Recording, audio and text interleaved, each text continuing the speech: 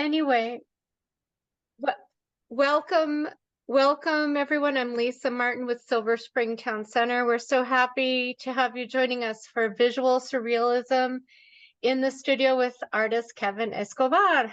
Hi, Kevin. Good to see you. Hi, how are you? It's good to see you too. Good. Yeah, we're so happy to have you joining us. I love your art. It's so whimsical and thought-provoking, and it'll be interesting to hear a little about some of the pieces that we have in the presentation. And so you can either take questions and comments along the way or save them until the end, whatever you'd like to do. Yeah, for sure. Yeah.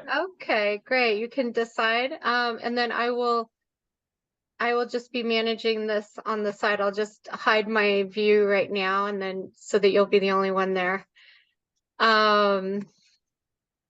Anyway, please tell us about yourself. How did you get into art, and what has been your influences? And I know you're originally from Guatemala, and you're an avid dancer and just arts aficionado in general. So Yeah. tell us a little more about yourself. Well, yeah, it's I've been doing art as a form of releasing some of the energy and the thoughts that captivate our minds, and just wanted to express a little bit of the anger and happiness and confusion and all of that we go through. And I couldn't do it any other way than just do it through art. Whatever the art was, I always took everything as a form of art. So especially painting, it was one of my I think it was easy for me to do painting because I have very highly imagination. When I have conversations with someone, I imagine what we're talking about really strong. I can see that the images or the places that we're talking very strongly. So my mind is always in that sense of visualizing what I'm talking about. So when I try to do art, it's simple to me to bring the images back into reality. Because whatever we think, it's we can actually bring into reality, whatever it is, or jobs, or tools, or instruments, or anything. And so yeah, I was just that particular part of my motivation was to get the thoughts, have the thoughts being visualized. That's how I started with art.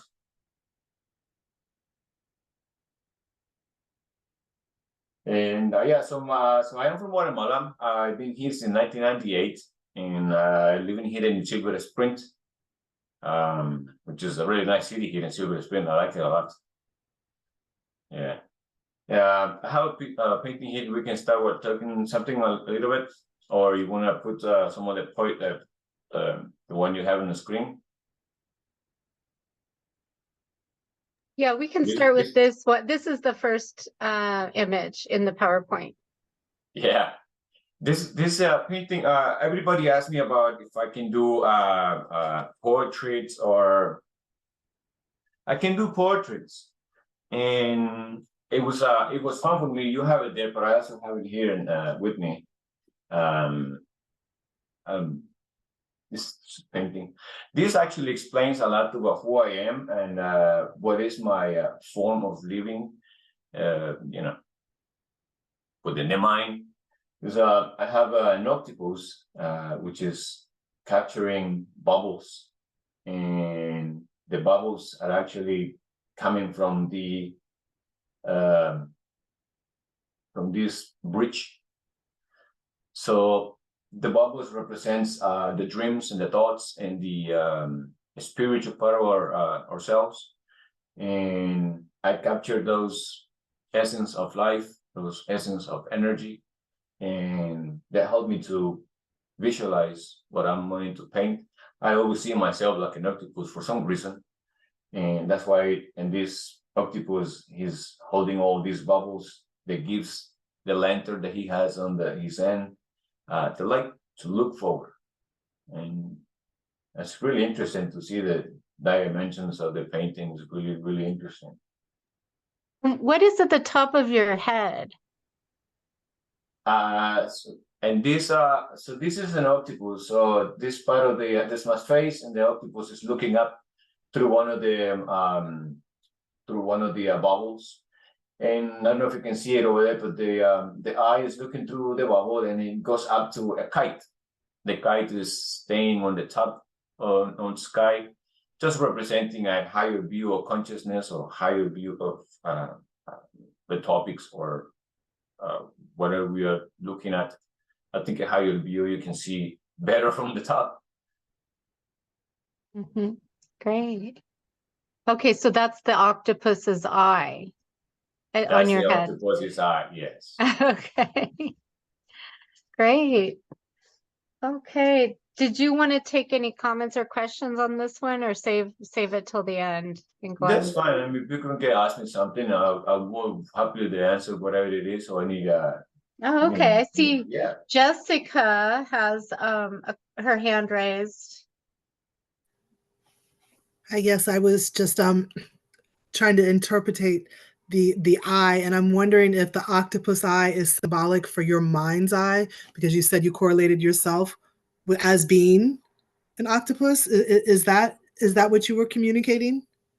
Yes. So you know how we have a spirit, and we have our soul, and we have our body, and when we are looking into focus, or looking into higher level of consciousness, we close our eyes, and we kind of wish to have some divine energy move us forward to whatever we want to do. So in other cultures, or other they call it the third eye, or something like that.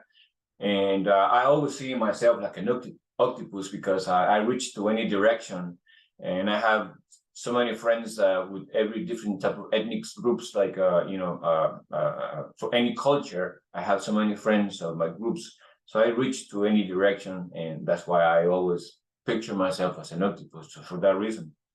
And in this particular painting, through the third eye, which what I described, just looking through the experience to other humans and other friends and family, and just to get to know who I am, and just higher level of consciousness. Yeah. Thank you. You're welcome. Thank you for the question. Okay, great. We'll go to the next image. Oh yes, this I actually have it here as well. I'm gonna put it with me so we can. This painting is very interesting. This is actually my first chalk painting. I never painted with chalk. I most of the time I just paint with acrylics, and I started with oil, but oil I didn't find it so easy to work with. It's very hard to work with oils, so I paint with acrylics.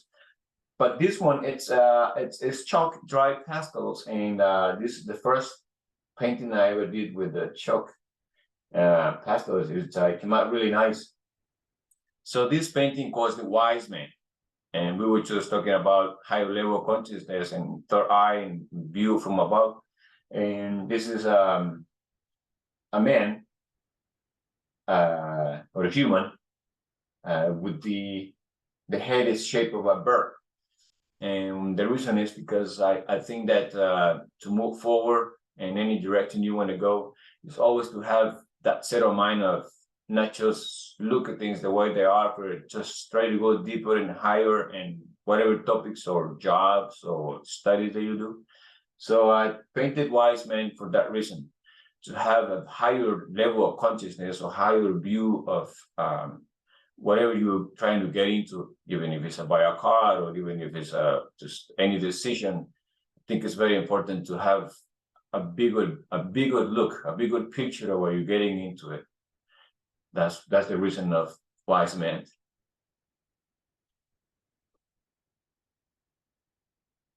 Yes.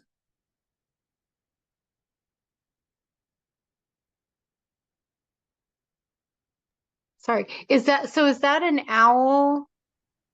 It's just a bird. It looks like whatever it is, but it's just a bird. Mhm. It does look like an owl, but it's just a bird. Okay, great. Yeah. Okay, we'll go to the next one then.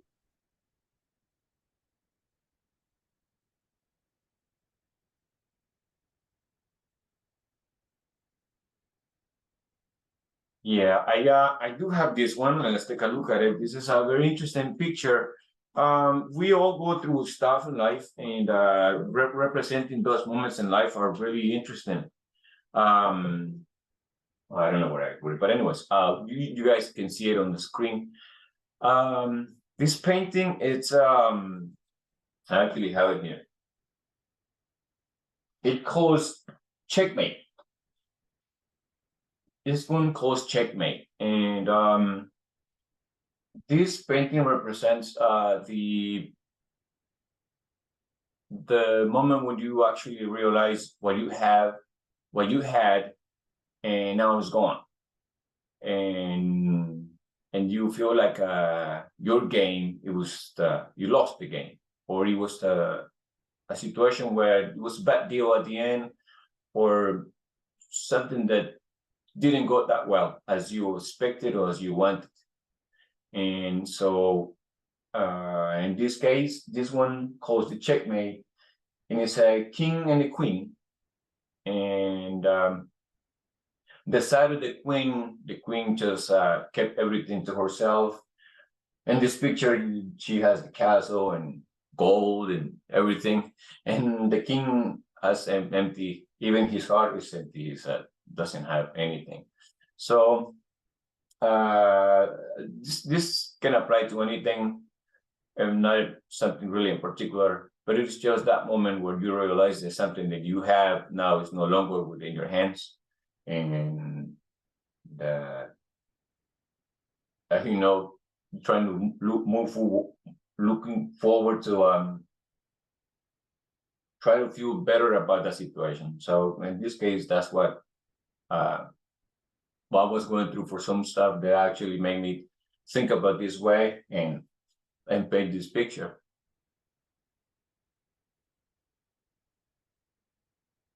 Here you go. Did you want to move on to the next, or did someone have a question? Yeah, that's fine. I mean, yeah, because there's not much. This is I like the way that this picture came out, because replaced with the perspective is really cool, and the colors are really, really nice. I really didn't expect this to be the way this came out, but it just worked out very, very well. Mm-hmm. Yes, yeah. It's really cool. Okay, we'll go on to the next one. I'm sorry, may I ask a question before Yes. we move forward about the last painting? Thank you so much. I was actually going to ask a question about the colors. Is there a symbolism behind your choice of colors here? Yes. As an artist, I interpret the feelings and the thoughts in many ways, but they all complement in a way. So I couldn't have warmer colors to the painting, because it didn't match with the feeling and emotion and the thought, and the composition was just calling for this type of colors. So most of the times, as I'm getting prepared for do a painting like this one, which is very symbolic and meaningful, the getting into the subject is so profound that it gives me the opportunity to let it be the way it wants to be. So I don't particular choose the colors as just like that. I just let the feeling go through it, and then it shows me what to do. It tells me what the color should be, what the composition should be, and yeah. So the purpose of the painting gave me those colors, if it makes sense to you. It absolutely makes sense. I love it, and the coolness. I was equating it with sadness and just a down pressing.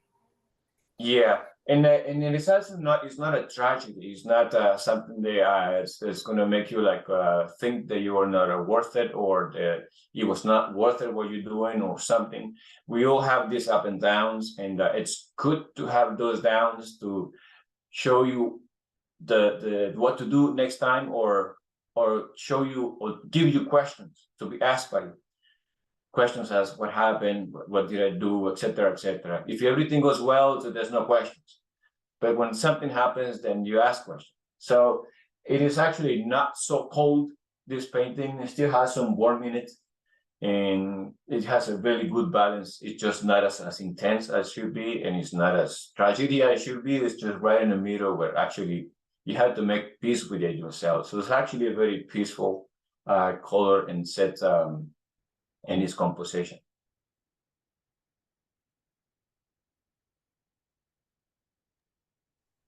If I may, Kevin, I just want to say, when I look at this, I think Atlantis.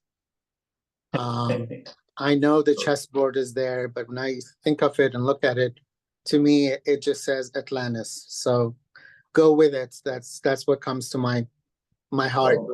Well, thank you, Aaron, for your comment. Yeah, it's really cool, very interesting.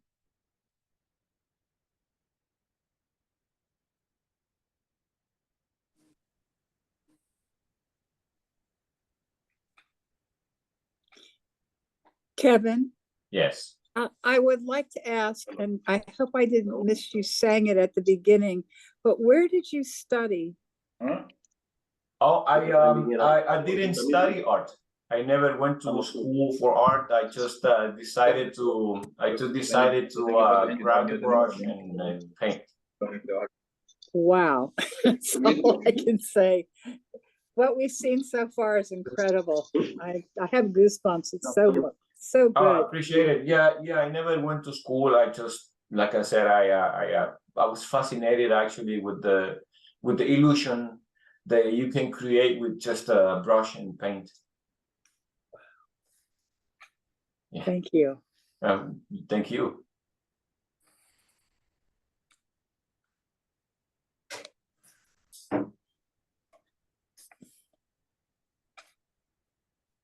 Yes.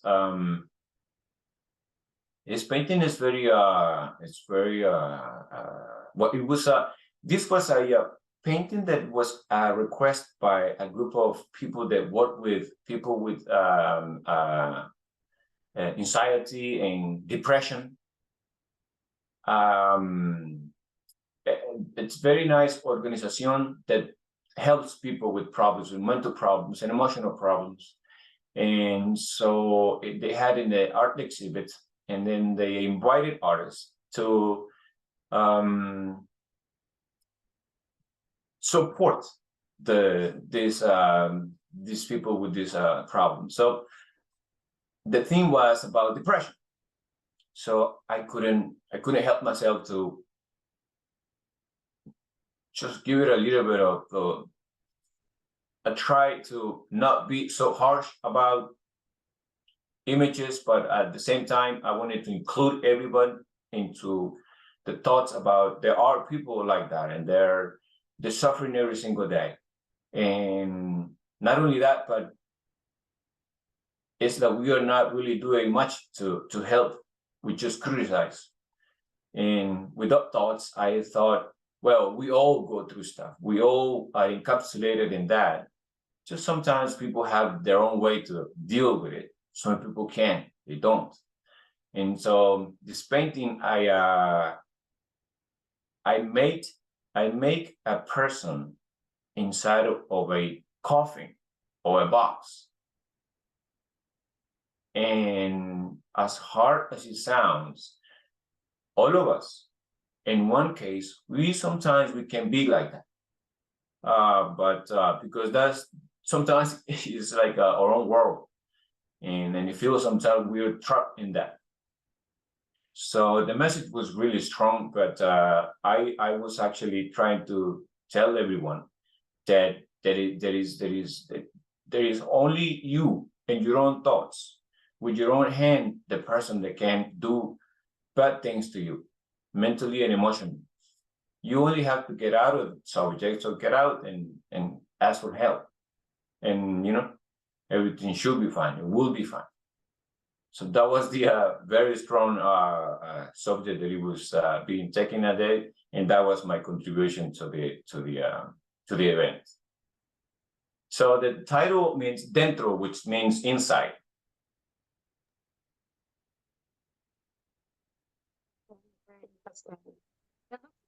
It's two faces too. What do you say? I didn't hear what you say. Does it have two faces? No, it's just one face, but in this case, this person is trapped on his own emotions.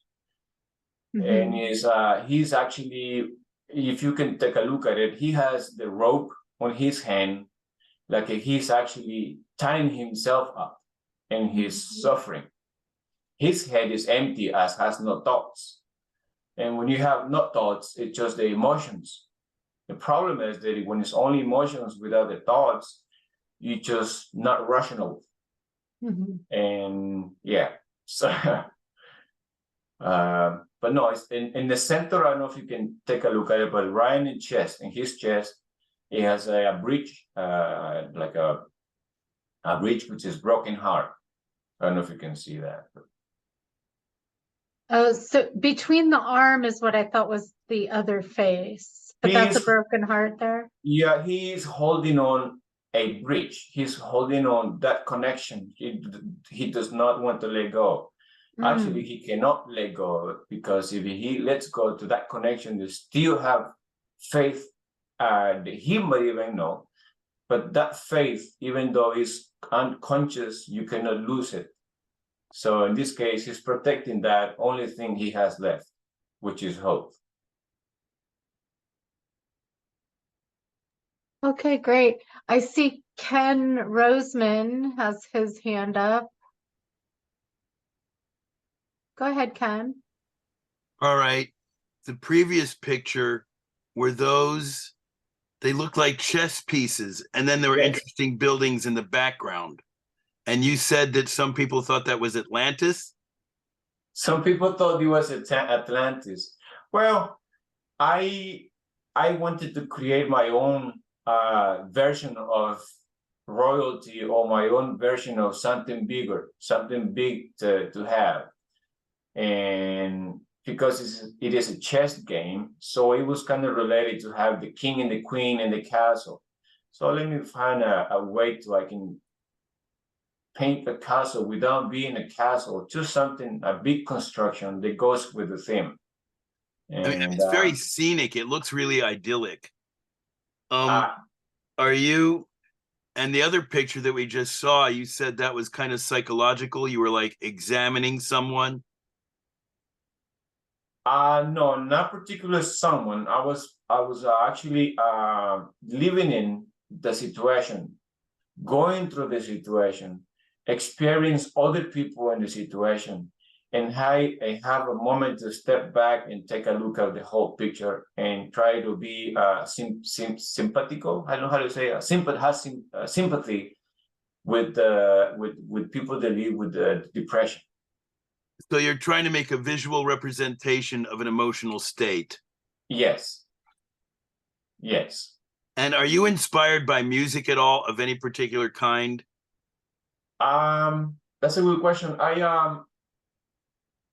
Music, it's very important, but what I like the most is music that has a lot of drums in it, like African beats, or music that has a lot of drums. That's the music that inspires me. I'm actually a music journalist. That's why I asked that. Thank you, Ken. All right. Thank you.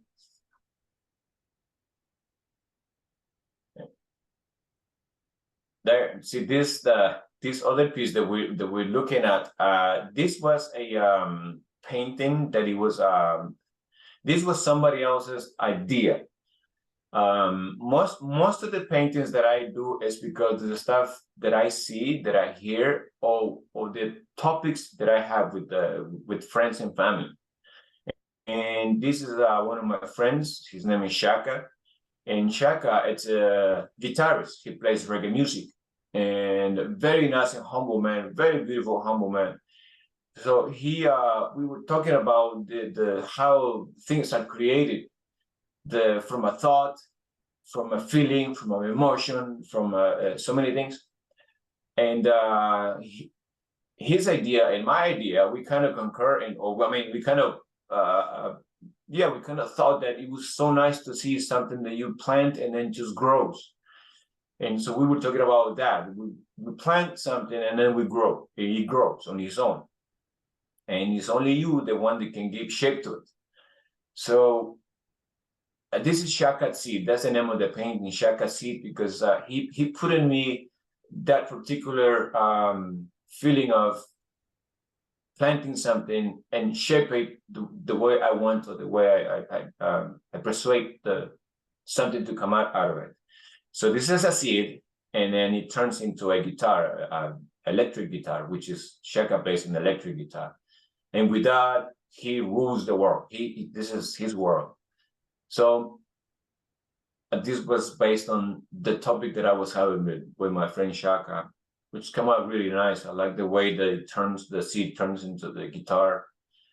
And I put some of the planets on the back, because Shaka is very spiritual. He's always talking about space and all of that stuff. So he had to be included in the piece.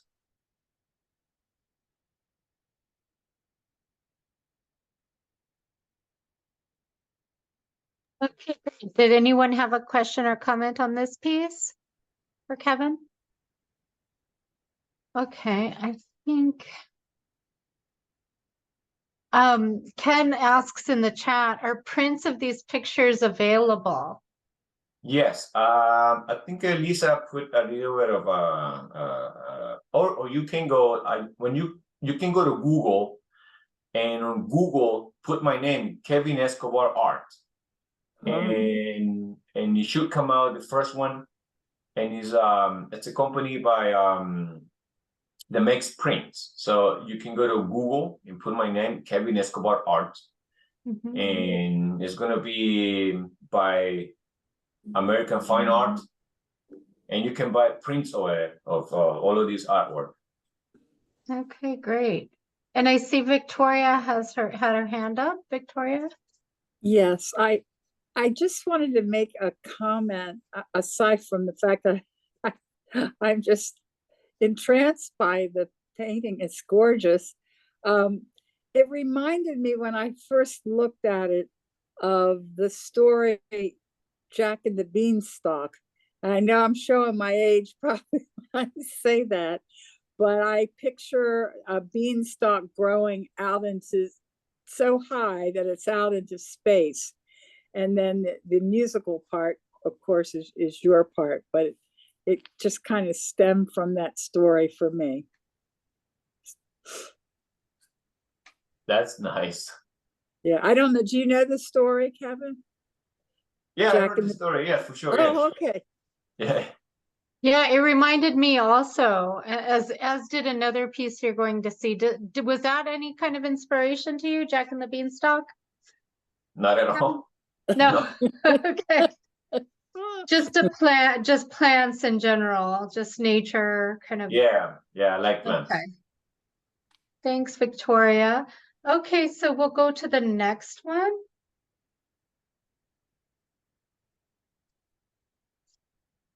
Oh yeah, this I'm gonna put it right next to me, and we can talk about it, but I'm gonna put it right next to me. This piece, it's very big. I don't paint much big pieces, but this one is really cool. So this one called C major, C, like the chord music, the music chord C major. That's the name of the painting. In Espanol, it says Do mayor. So this painting is dedicated to my city, where I am from Quetzaltenango, Guatemala. This is dedicated to all the musicians that have gone through the theater, the theater of the city. So if you can take a look at it, there is a conductor right in the center, a very bright light, and the conductor is sitting or standing on the pianist's spine. And the pianist is actually playing the theater I turned the theater of the city into a piano. And from the piano is coming this explosion of all the musicians. But this is actually a real landscape. The landscape, it's on the right side, it's a volcano that calls El Santa Maria. And on the left side of the mountain, it's a mountain that calls El Cerro Quemado, means the burned mountain. Used to be a volcano that exploded, so now we only see some of it. And the Santa Maria volcano collapsed on the top, and on the side, he created a new crater. So from that crater, every day, or many times, so very often, we see this explosion of ash, and the ash goes as high as the it goes very high at the sky, and it looks very beautiful. So I wanted to include the landscape into it. So that's the ashes from the Santiaguito, which is the volcano after the Santa Maria, and with the theater and the music. If you can actually pay attention, right in the middle and the very center of the painting, it's the moon. And this moon, it's we call it La Luna de Xelajú, which is very symbolic for people in Guatemala, the moon, and especially in this city where I am from. So this is actually an honor of the city where I am from.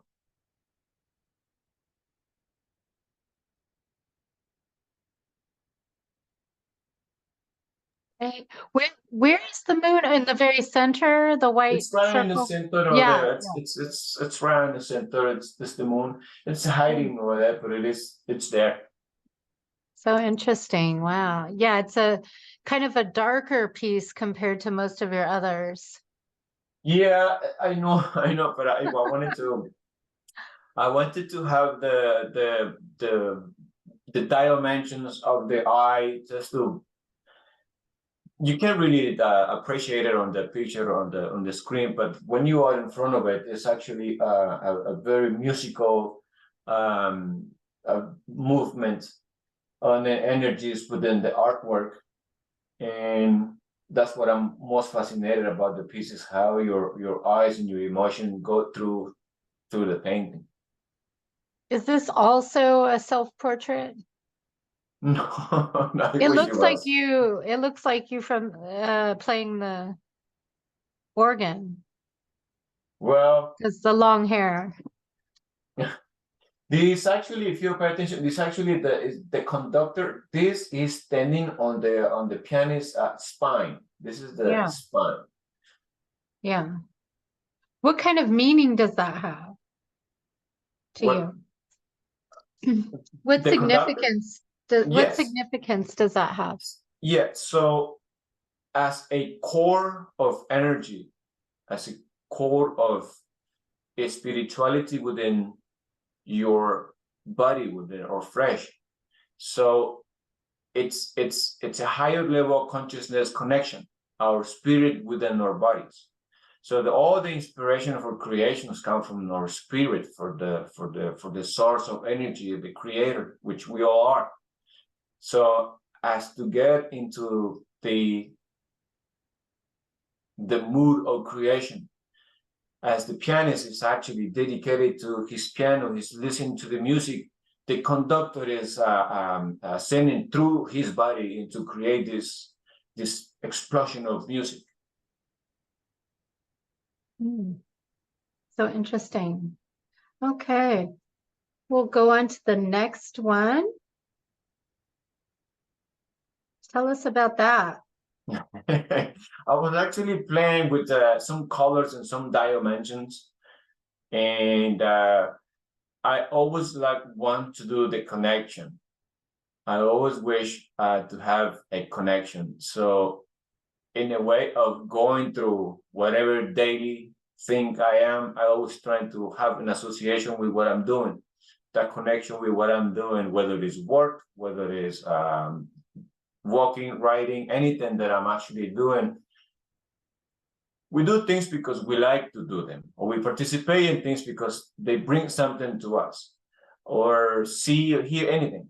but there's actually no trying to understand why is that connection with that we're doing into our system. So meaning that's a question. I always ask the question, why is this really appeal to me? Why do I like this? And that's my effort to try to clinch into that knowing. It's just, that's a big question. So this is just a question, that connection.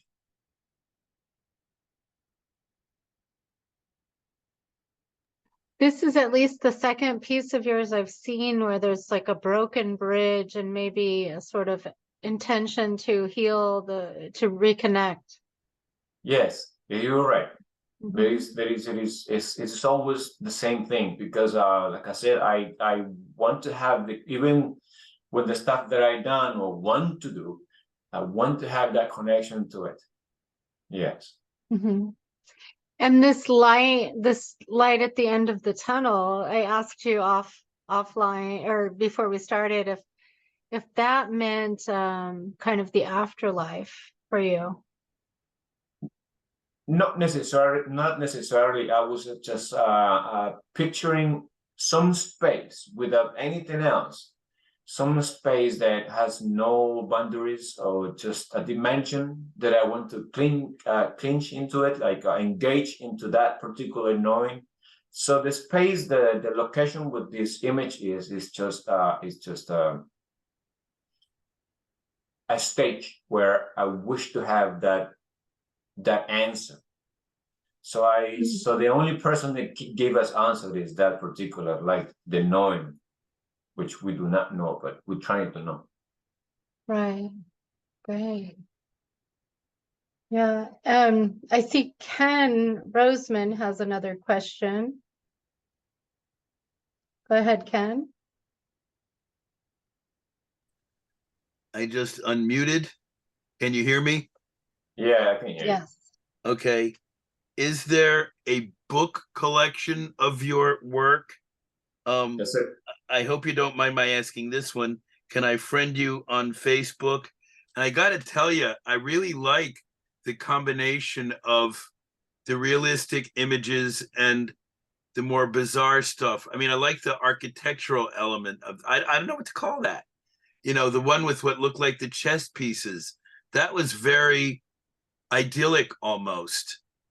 And I mean, with the octopus thing was, I mean, I liked it, you know, but the one with the chess pieces, I could almost see myself walking down that road. Yeah, And can I friend you on Facebook? for sure. No problem. Okay, I'm my name is Ken Roseman. Sometime I'm in drag, sometimes I'm not. My picture is I have a black t-shirt on that says Steel Eye Span. I'm standing next to a tall lady backstage at the Birchmere. That is Maddie Pryor from Steel Eye Span. Nobody else has that picture. You'll recognize it. Okay, no Okay. worries. Thank So you. the work is great. Are you going to have an exhibit somewhere anytime in the near future? Let's talk to Lisa about it. Say that again. Yeah, hopefully that's I'm looking forward. I think I enjoy doing the live presentation, so hopefully I can get a space somewhere where I can do some live exhibits for sure. It would be But I great don't to know have. that yet, It'd be great to figure out a way to do that with music. I have no idea, but it would be an interesting thing to do to kind of have a collaboration like that. that sounds good. You know, I really like your work. I don't know what else to say about that. I appreciate you very much. Thank Thank It you. you. reminds me a Ken. little bit of Salvador Dali, but I guess that's obvious. Thank you very much. Thank you, Ken. Thanks, Okay, Lisa. okay, we'll go to the next one.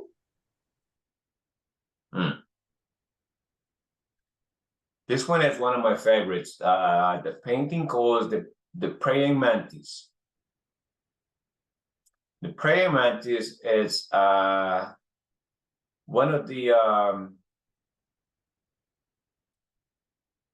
I have this fascination for these little animals, these little insects. They're so small, they're so little compared to our bodies. They're very small, but they are so truthful to themselves. The energy that they carry is so powerful.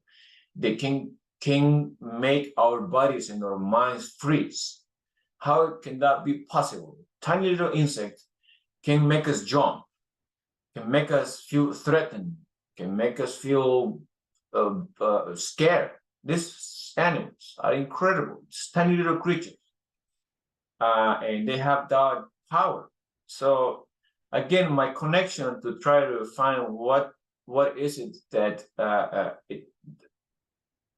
these insects have. They have the ability to do this. So the praying mantis is sitting on the top of the. This is like a building kind of handrail when he domained the whole structure, and they have some other animals. I mean, insect in the picture. There is a scorpion. There's a snake, obviously. There is a couple of spiders, a centerpiece right on the human face hair. There is a centerpiece. So, in finding what is this happens, I try and understand what is the core or energy that they have that we do not have, and why does this always happen? So in the finding this question and this answer to this question, this whole picture image came out. And so what I get from that is that the insects are truthful to themselves. The energy that they have is an emotional, not rational energy, which we do not know, but they are so into it, so tuned into it. And I guess it's telling us that if we tune into that core of energy, we could be as powerful as one of these insects. And yeah, so as you can see, in some other cultures or some other thoughts or beliefs, these lights that you see under the person, they call it the chakras. The chakras as a balanced energy within your system, that if you align them in some particular way, it will give you the focus, the peace, the love, the communication, the healing, etc. The well-being of a person. If you tune into the crutches or your body and your system, the energy will be as satisfying experience as human being. So I represent those cores of energy in this painting. If you actually align everything within your system, your mind, your soul, your ideas, your activities, etc., you can actually function in a way that is without no resistance. So without no resistance, it's the main focus of this painting, the non-resistance. And obviously, the mantis is my favorite insect, so I have to put him on the top, on the crown of this painting. Okay, great. Yeah, so then each of these creatures represents the different chakras. The lights that represent the chakras, the lights, Oh, the light. the Okay. lights. Yeah. Mhm. Yeah, I wrote in the chat that I think for most cultures, we consider certain animals and insects as creepy and others as not. But I think most people would put these into the creepy category, these creatures, but it makes them all the more mysterious, right? that is exactly what I'm talking about. They make us be scared of these tiny little insects. They have that ability to even us think that they're creepy. How come this tiny little thing make us, shake, be uncomfortable? They create something in our systems. Although I have to be said that all of that is created by you. The uncomfortable, the scared, but they provoke that. I mean, you feel scared in your system, but the insect has the ability to provoke that in yourself and in your system. Yeah. I think they can even sense when we're Of course. afraid. Yeah. Oh, of course. Yeah. hey, if I see a spider, I'm like, oh, it's a spider, you know? Yeah, I swear. Wow. Okay. So we'll go on to the next. Mm. Okay. The vortex. The vortex is a very beautiful painting. It's kind of like the most popular picture. The vortex represents that particular moment when you are completely in silence, where you actually go into the higher energy. They call it spirit, as we are spirits within this flesh. And this man and this painting is meditating. And when you meditate, you can actually crown the point, the highest point of meditation. You fly, you become what you always are, which is a spirit. You connect to that source of energy that is intelligent as the creator. And we are a little spark from the creator. We are a little essence, like a little seed is what we are from the creator. So if you are capable of reaching into that energy, that the source of intelligence, which is God itself, you actually experience something divine, something really interesting, something really, really good. So in this painting, you can see that there is a basement or a lower level where the person is actually getting with deep in himself, reaching for that particular moment of reaching the highest level of energy. So as you can see, in other words, I paint him going down to the stairway into the fountain of energy, which is inside of it.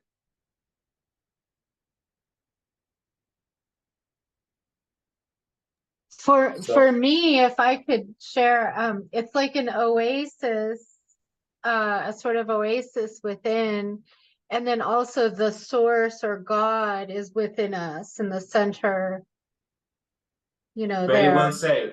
Very well said. When you actually get into this point, you become one with the entire nature. You become one with, it's not that we are not, but at that moment you actually get it, you actually feel it, you actually have that sense of an understanding and knowledge that you are one with the entire creation. So heaven, we call it heaven someplace, somewhere, without knowing the heaven is within ourselves, within us. When you meditate and when you go to that higher level of consciousness, you become the one with the one. You are your beginning and you are your own end. So the whole purpose of your existence is to live and experience your existence. So the oasis that you're talking about is when you become one within yourself. Like in this image, there's a little lake within his knees. There's a little lake. So he's getting all of the knowledge from all nature, the entire nature. Right. Yeah, he's very organic, yet also kind of almost computerized looking. You know, that with the dot, kind of the dots, the imagery, which I think kind of represents that it's more of a spirit rather than a solid being. Yeah, it's funny you said computer because many people ask me what program I'm using for making these images. I know this is not computer image. This is brush and paint. Right. And it's clearly from nature. The being is from nature, and then within it has God within it, I think, and finding the peace within is another kind of idea that comes across. Just have an understanding that our bodies, our flesh belongs to nature. The flesh that we have belongs to nature. because you cannot let me lie that in the future, our body will become soil, will be soil back again into the nature, but your spirit belongs to you. Your energy as a core of creation, it belongs to you. So I represent that in here as the man getting down into the core of energy. He's becoming to himself, which is a spirit, which we all are. But the flesh, it becomes nature.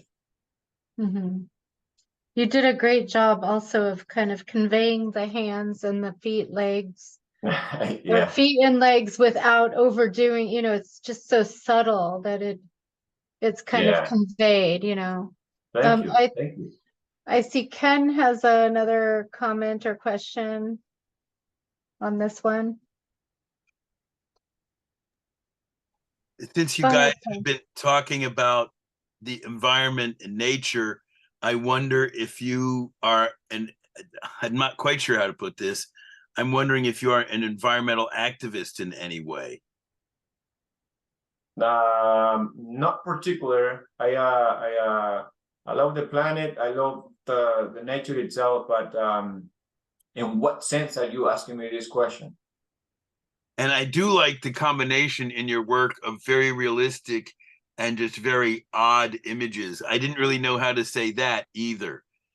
I mean, I know it's like Salvador Dali with the melting watches. I mean, you know what a watch looks like. Yeah. And you've got some very, you know, conventional images in there, but you've also got stuff that's, well, for lack of a better word, odd. But I mean, I love the one with the chess pieces. I almost would like to visit that place if it was real. Yeah. Well, the thing about it is the buildings in the background reminded me of, like, I don't know, what would you call it? Classical Greek architecture, something like that. Yeah, I don't know. I always see, this is the thing. When I make a painting or I make a composition, I don't call them necessarily a painting. This is what the media, we all know them for. The painting for me are just the composition. So when I do a composition, it's that I compose, I bring parts into the thoughts, into the idea, into the emotion.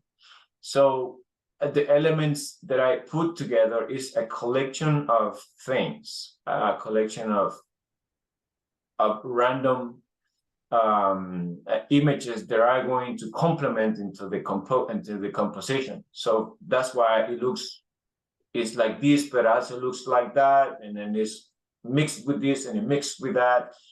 But even to me, it's very interesting to make a composition that came out like this. I am also surprised myself, I swear. Your stuff's really remarkable. I really like it, you know. Thank you. I don't know what else to say. I appreciate you very much. We have to hang out in person and discuss all this further. For sure. Ken also mentioned in the chat that he thinks you're a hippie and he means it as a pure compliment. Oh, thank you. I appreciate it. I appreciate you. And I'm not a deadhead, but my political and musical values are very greeny, hippie, whatever you want to call that, you know. Well, that's fine. Lisa already knows all that. Yeah, but that's fine. Whatever your conclusions or whatever it is that your way to describe is just your way. That's all. I'd love to see you collaborate with some musicians, but I'm trying to figure out exactly how the hell you would do that. I mean, I'm not, you know, it's musical in a way, and you're describing them as compositions, and that's really intriguing. Yes. Well, I think, Kevin, you're a musician as well, right? If you want to tell us. Thank you, Ken. Well, do you want to talk a little about that? I used to be in music groups, and I know a little bit, but I am more artist than musician. Like I can play a little bit guitar, I can play a little bit of this, percussion. I like percussion. I can play percussion, and I have participated in music groups, jazz and reggae music and stuff like that. But I'm more artist than musician, but though I understand music a little bit. Great. All right, so let's go on to the next. Yes, this one doesn't have a name or particular, doesn't have a name. But again, this is a representation of the fascination I have for bringing to flesh, bringing to physical, some thought and some emotion. Because you cannot let me lie that when you have an idea, it's in some place. I mean, it's in your mind, it's in your thoughts, but it has no volume yet. It's just a thought, and you have it in your mind, but you cannot smell or touch or hear, or you cannot do nothing with this thought. It's just in some place and then no existing.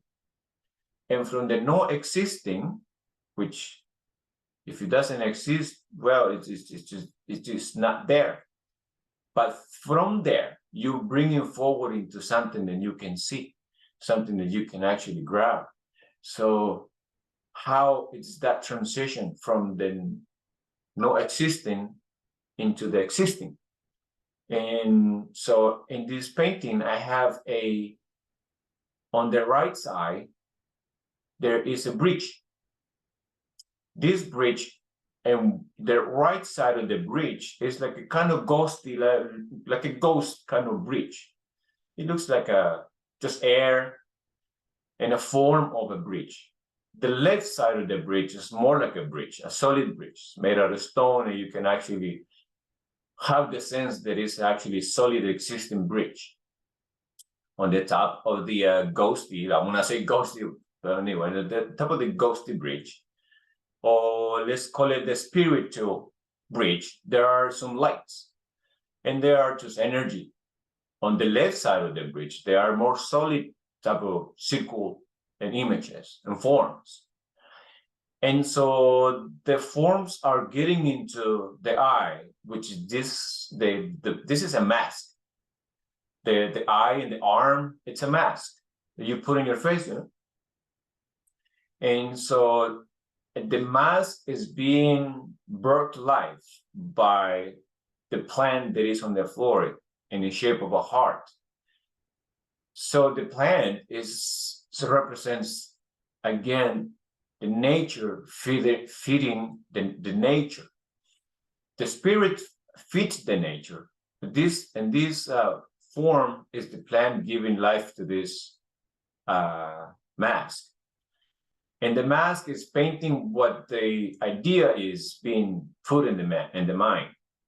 So this is again the fascination for the transition and the no existent into the existent, which is really fascinating to me.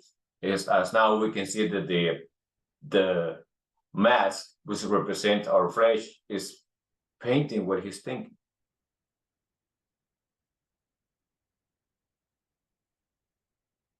So interesting. Yeah, I like the heart representing a plant also, something that grows from it, you know, with all the tentacles reaching out, the veins or the roots. Exactly. Yeah. Mhm.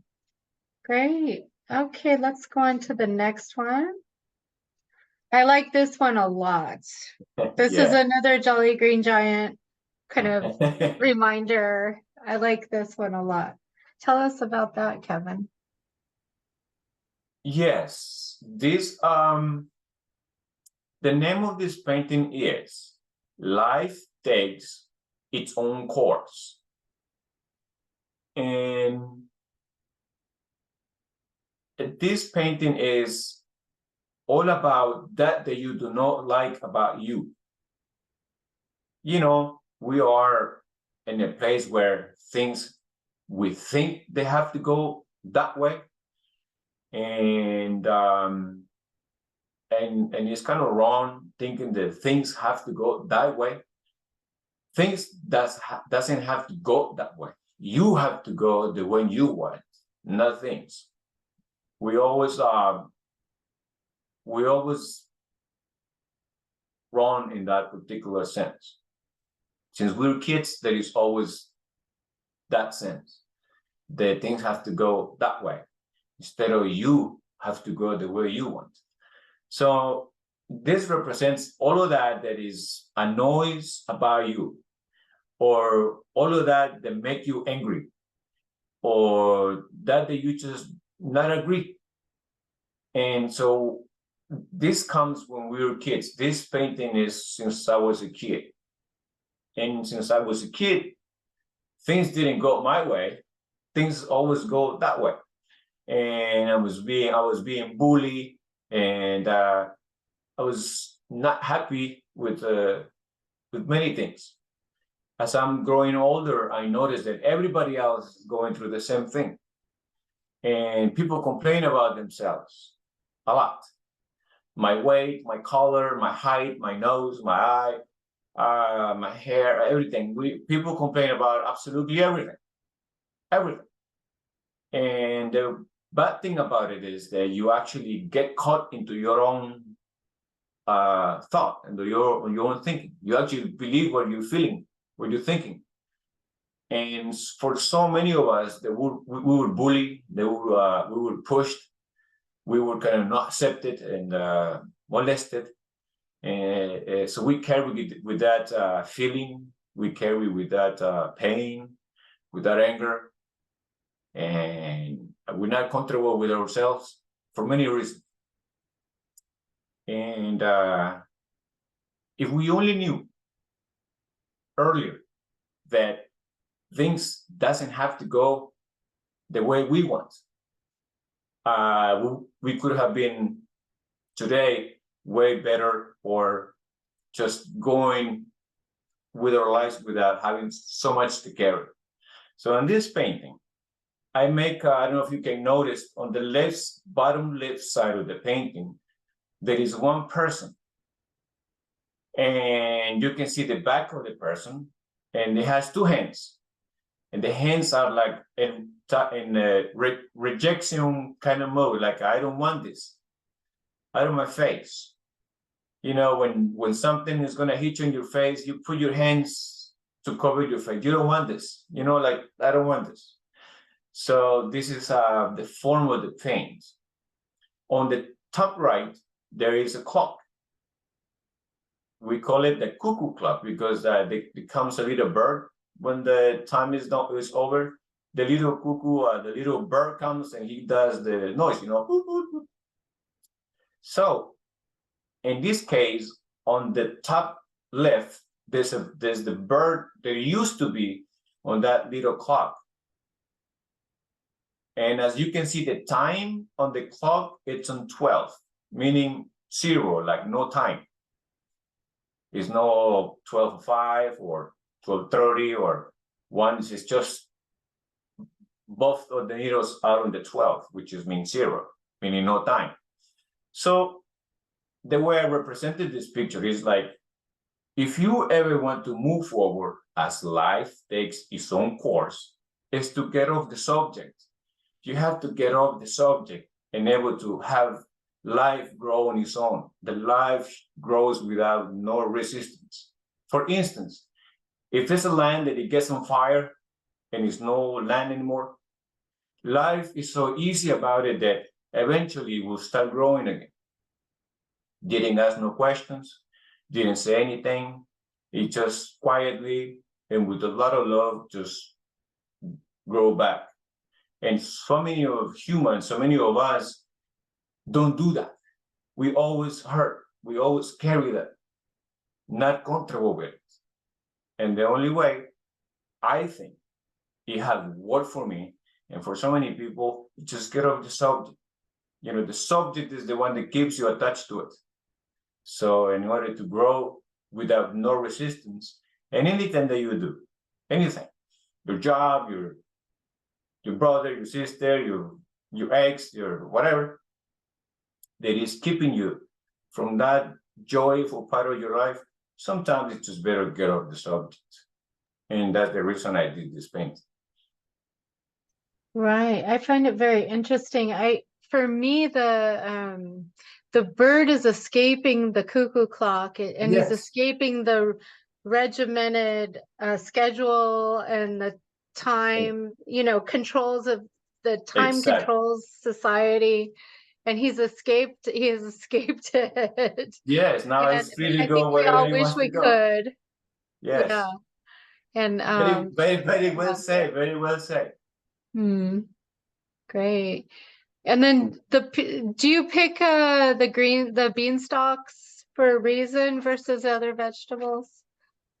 No, it was just the composition. Like I said, it was always a composition, and it just I didn't actually thought about that this was actually that. I just put some nature together, and I gave him some free form, and so the free form just came up like this, like something open up with seeds inside that you can grab the seeds and decide what to do with them.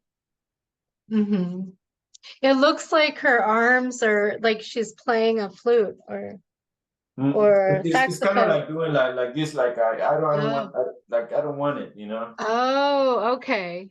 Okay. I was thinking of a musical kind of Because positioning. see, yeah, because the hands are not they're not peaceful. They're kind No, of like yeah, they're not, yeah, right. they're not, you know, they're that comfortable, you know.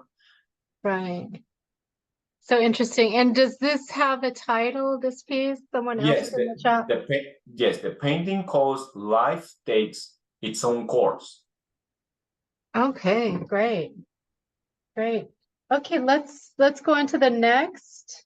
Life takes its own course. Yes. Great. Yes. The name of this painting is Blues a la Abandonada. Blues as the music blues, the kind of music blues, and La Abandonada means the Havana, Cuba. So Blues a la Abandonada. So this is dedicated to the Havana, Cuba. And this was inspired with one of my friends. And he was actually, we were talking with this person about our life when we were kids, what we had, what we didn't have, how was our lives, how was our environment where we used to grow up, and etc., etc. And I thought I was actually having a bad day in those days, but he told me a super interesting story, which actually broke my heart in pieces. And I had to get this painting right away. I actually started painting this the same day I was speaking to my friend, because he's from Cuba, and he was actually taken away from his mom when he was a little kid, and that somebody brought him here to the United States. So he remembers Cuba as the old Cuba, like devastated for the war and the destruction. And he was telling me some bizarre stories about how he used to go to school and had to deal with the strangers, and very, very difficult life, very, very difficult. But what got me into this painting was actually a couple of words that he said. And I can get to that a little bit later. But in the painting, you can see the representation of Cuba. On the right side, you see the lighthouse, which is called El Morro. And right in the center is a church. And this is a very symbolic chapel church from Cuba. And right in the center is this old house, which is actually an old woman. You can see her face covered with her clothes, and so what that represents is that and actually you can see on the side there's a little girl on the swing. It's the only wall standing on that picture, which is the girl in the swing. So this is about my friend's mother, and that little girl and the swing represents the childhood of this woman that was born in this house and grew up in that house, and she took care of that house, and until the day that she died. But all of this, my friend didn't see that because he was here in the United States. So that house was destroyed. She died in that house. So that's the representation of this person, this woman, as that house. But my friend told me something, and he's like, you know, if I had the chance to, one chance to go back to Cuba, I would love to go back to Cuba and give my mother a bouquet of white flowers. And that was actually something that triggered me to get this emotion out of my system, and I had to do this painting. I like this one too.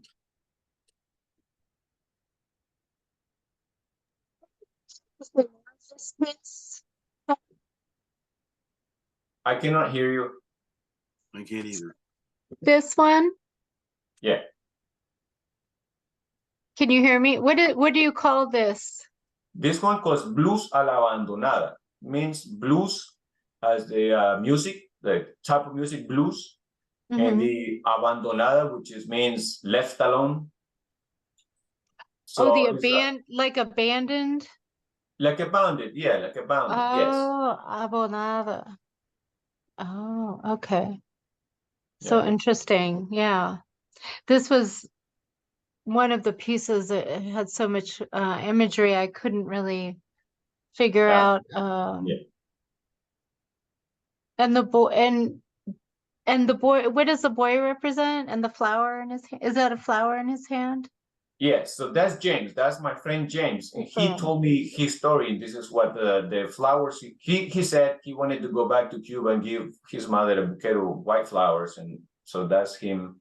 Okay. Okay. I missed that part. So good. Yeah. So interesting. Great. Okay. Well, let's move on to the next one. We just have a couple more. Ooh, was that the last? No. Oh, I don't think we did this one. I think I accidentally, oh, we skipped a couple. How about this? Tell us about this one. This one is really fun. This one is really cool. I like this one a lot. This is by far one of my favorite paintings. It's so simple. It's very cute.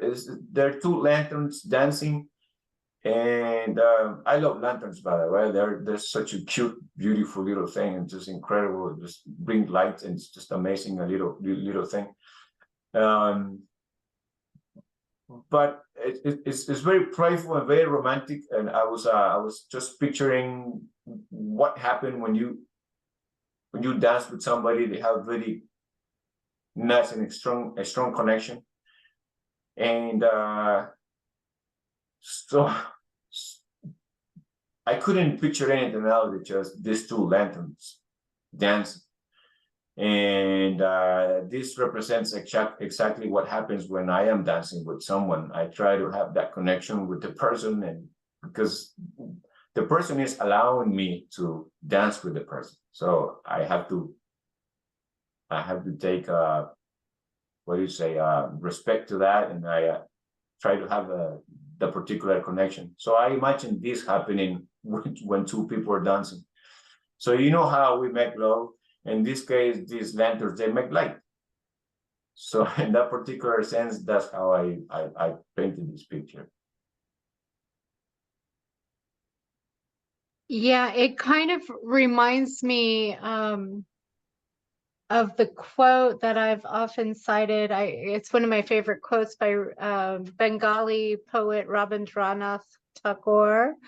Death is not extinguishing the light, it is only putting out the lamp, because the dawn has come. So the light is kind of like the life within us.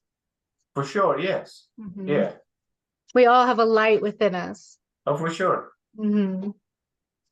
Great. Yeah, I like this one a lot. It also brings to mind, if anyone has seen Sleeping Beauty, the cartoon where they have the candlestick man is, the humans turned into objects. Yeah.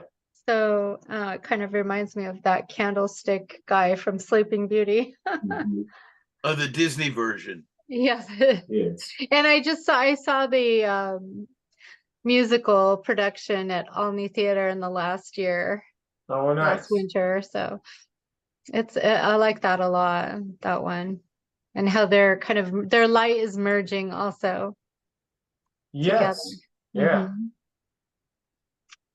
Great. Okay.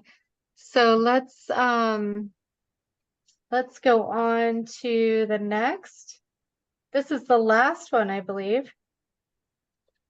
Yeah. Yeah, this one is interesting. It is everybody asks me how is that I do a composition, and I have helped a lot of artists to develop a better way to compose. So this is my explanation of how I compose a composition. And this one calls cross body lead. Cross body lead, it's a salsa step. It's actually a dance move that he calls cross body lead.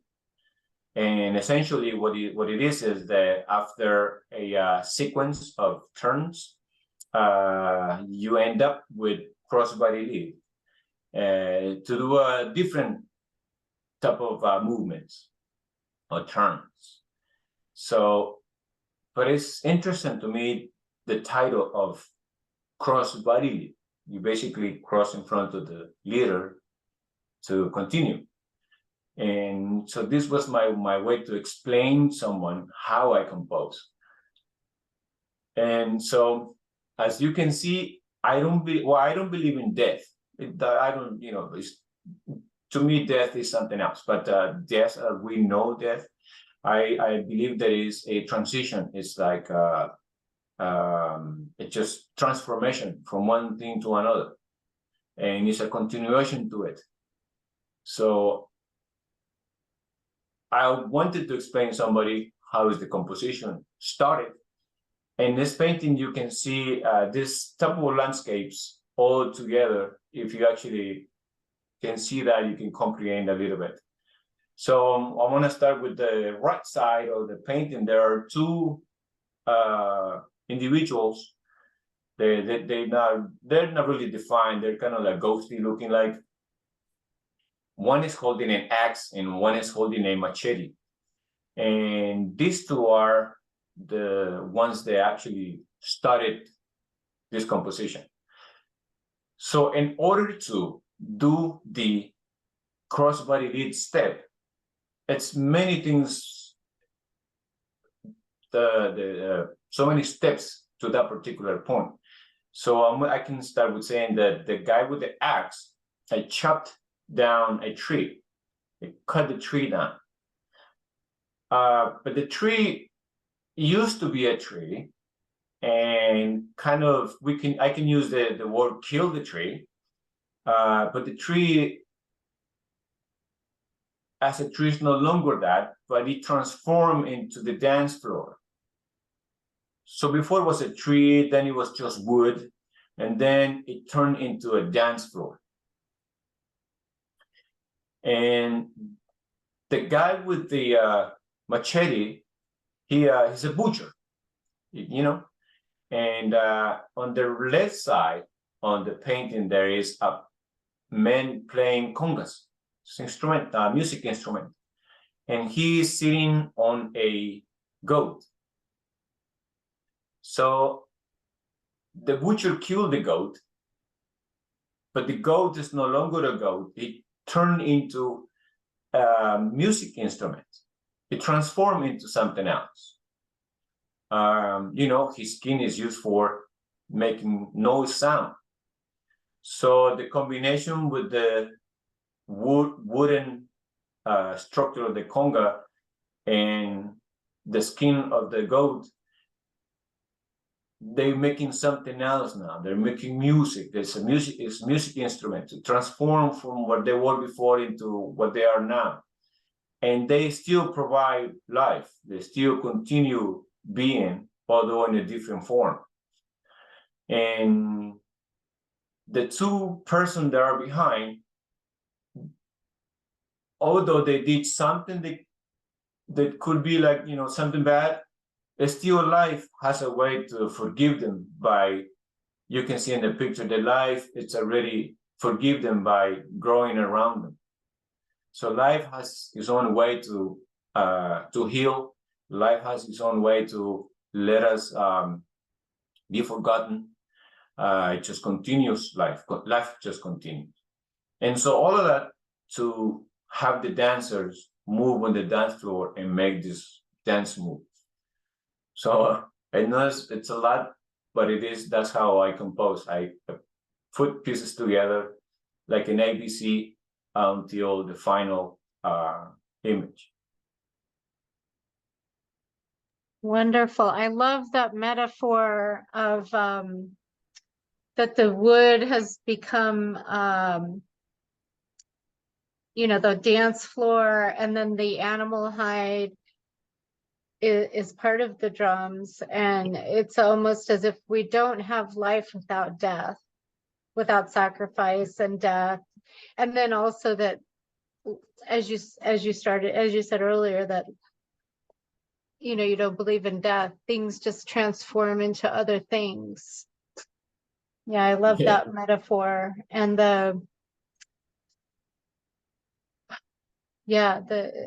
there's also the vines are wrapped around those two people, who I think are maybe in spirit form. Yes, in a way. And they were the ones who maybe cut the trees down to make that dance floor for the couple, and the drum, maybe they were the ones who so killed the goat. the composition is very interesting. So as I say to people, when you are looking at a painting, the expression of just a form of expression, it wouldn't hurt to spend just a couple of more seconds to actually read the art instead of just looking at it. Maybe just a little bit of reading. That will help the artist to understand that his job is actually doing something. Great. And I'm just reading the chat. People are thanking you for a wonderful presentation. And also Fabian asks, is there a reason why they don't have faces? Yes. The reason that most of my paintings does not have faces is because I do not want to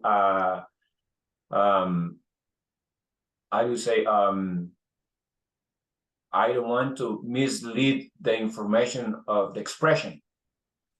If I put some expression in something, it ends there. Like a name that it just ends. When you have left something without touching it, there's questions to it. So I appreciate your question, because see, there's a continuation to it. If I have put expressions to it, so that is just over, there will be no question. So I want to have the flow of energy to go without ending. And so I don't want to have the expressions to that, because it is a specific. And I don't want the specific on the picture. I want the whole picture to be general as possible.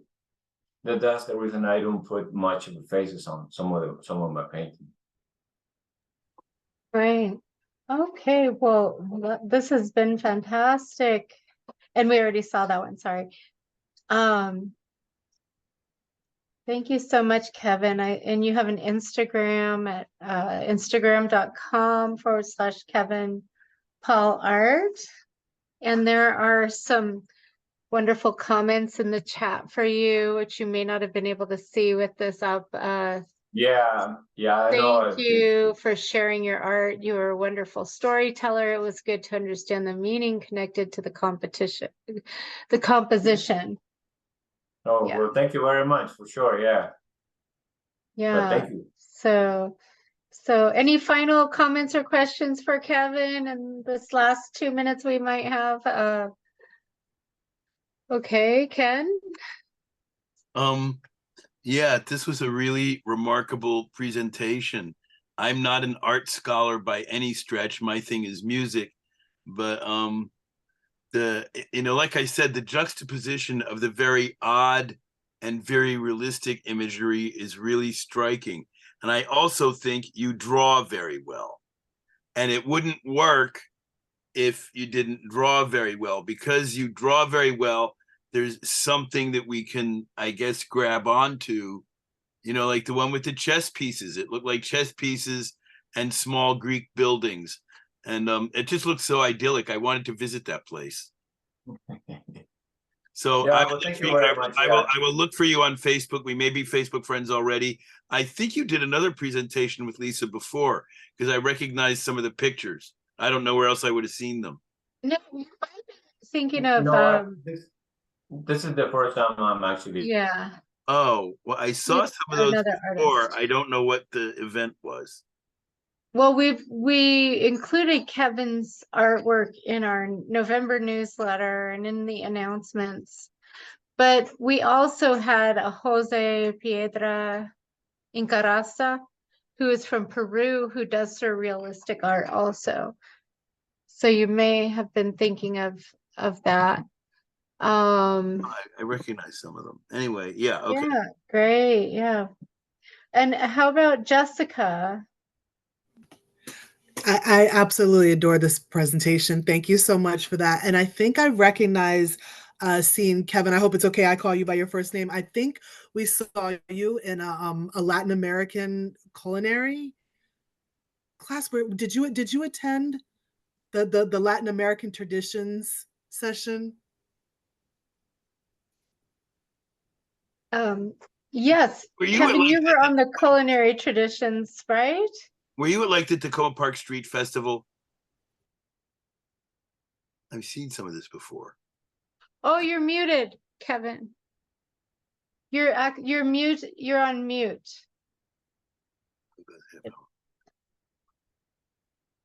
We all stayed. Yeah, Kevin was. Can you hear me? Yes, now we can. Oh, okay. Yes. What was the question? Well, were you on our culinary traditions chat in early October? I think you were, right? Well, I Remember was when we were talking about food. yeah, the food chat. Yeah. So people have seen you there before. They're wondering where they may have seen your artwork before. And I mentioned we've never presented you for a program, but we had your artwork in our newsletter and announcements. Yeah, I see. Yeah. Yeah. So great. Well, our time has come to an end, and thank you so much, Kevin. It's been a really fascinating discussion. I love your artwork, and we look forward to seeing more. And hopefully, there will be another exhibition coming up soon in our area. Yeah, well, actually, I am working in one piece before we go. I'm working on one piece right now, which is going to be very interesting. Okay, I'm gonna make I'm gonna hide my video so that we can see it bigger. Oh. Yeah, I am actually. This is a little process that I'm doing, so I'm working in some pieces that will come out very soon. Yeah, But that listen, I thank you very, very much for this opportunity. I had so much fun. I hope that I answered the questions that you needed to be answered. This is a very good platform for people like us that they wants to share some of the experience that we have with art and explain some of the artwork that sometimes people wish to have. And I usually don't do it because it's just a different thing. But I really, really appreciate your space, and I'm so happy to know you. And for sure, and I hope we can do this again another time, maybe something else. But I really, really want to thank you for the Thank you opportunity. so much, Appreciate it. Kevin. We're happy to have you in our community as both an artist and a dancer because you're an avid salsero, and people have probably seen you dancing. You're an excellent dancer. I appreciate it. Yeah, so we look forward to seeing more and connecting with you again more. And I hope folks can join us for our next event on Thursday.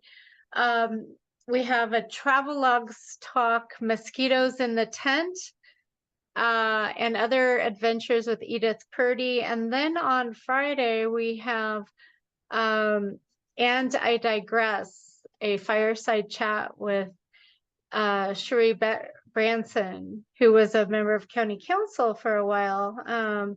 So she's going to be doing a talk. So I hope you can join us. And then also for all the artists, we have an art salon next Monday at 7. And it's going to talk about connection, actually inspired by Kevin's pieces about connecting, reconnecting, bridges, and you know, just connection in general. So whatever art form you practice, you're welcome to join us for the art salon next Monday at 7 on Zoom with artist Camila Bryce Laporte hosting. Thank you so much again, Kevin. It's been fantastic. Thank you.